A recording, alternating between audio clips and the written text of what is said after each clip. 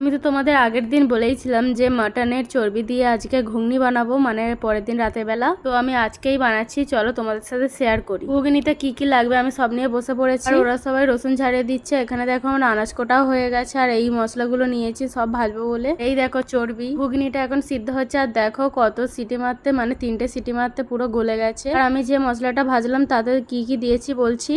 এলাচ, লবঙ্গ, দারচিনি, তেজপাতা, জিরে, মৌরি, ধনে কিছু ভেজে নিয়ে তারপরে বেটে নিয়েছি। তো প্রথমেই তো আলুটা ভেজে নিয়েছি, তারপরে তেলেতে পেঁয়াজটা ভালো করে ভেজে নিয়ে তারপর টমেটো, আদা, রসুন দিয়ে ভালো করে কষিয়ে নিয়েছি। তারপরে হলুদ গুঁড়ো, নুন দিয়ে ভালো করে কষিয়ে নিয়ে তারপর আলুটা দিয়ে দিয়েছি। এবারে আলুটা দিয়ে তো ভালো করে নাড়তে হবে। তারপরে মাটনের চর্বিটা দিয়ে দিয়েছি, দেখো কত সুন্দর লাগছে দেখতে। তারপরে ঝালের গুঁড়ো দিয়ে দিয়েছি। ঝালের গুঁড়ো দিতে কালারটা তো আরো সুন্দর দেখতে লাগছিল। তারপরে জিরে গুঁড়ো দিয়েছি। তারপরে যে মশলাটা বাটলাম সেটাও দিয়ে দিয়েছি। ভালো করে কষিয়ে নিয়ে জল ঢেলে দিয়েছি, চাপা দিয়ে আধ ঘন্টা পর খুলে নিয়েছি। আলু সিদ্ধ হয়ে যেতে তারপরে ঘুগনিটা দিয়ে দিয়েছি, আবার সেই ভাজা মশলাটা দিয়েছি টেস্টের জন্য। আর দেখো আমাদের ঘুগনি রেডি। আমি যেমন ভাবে করেছি তোমরা করে দেখো, দারুণ টেস্ট হয়েছে। তো বাটিতে ঘুগনি নিয়েছি, তারপরে লেবু রস, শসা কুচি, পেঁয়াজ কুচি, চুরা, জিরে গুঁড়ো দিয়ে হেভি সুন্দর করেছি। আর শাশুড়ি মা খেয়ে কি বললো দেখো, মানে রিয়াকশনটা দেখো। শাশুড়ি মা খেয়ে তো দারুণ বলেছে। এবার আমার বরকে দিয়েছি, বড় খেয়েছে, আমার বড় খেয়ে দারুণ বলেছে। তারপরে আমি একটু খাচ্ছিলাম, সত্যি বলতে অনেক টেস্টি হয়েছে। তোমরা একবার বাড়িতে করে খেয়ে দেখতে পারো কেমন লাগবে।